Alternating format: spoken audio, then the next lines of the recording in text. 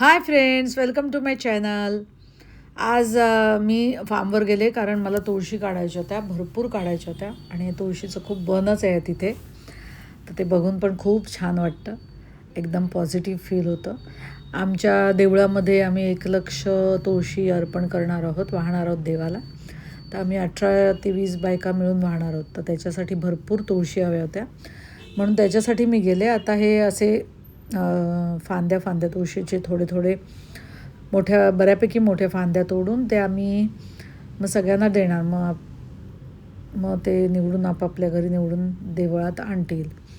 तर हे जवळजवळ 8-8, 10-10 फूट उंच तुळशी झालेल्या आहेत. मागे माझ्या घरी पण मी व्हिडिओ काढलेला खूप आधी, आता तिथल्या गेल्या त्या.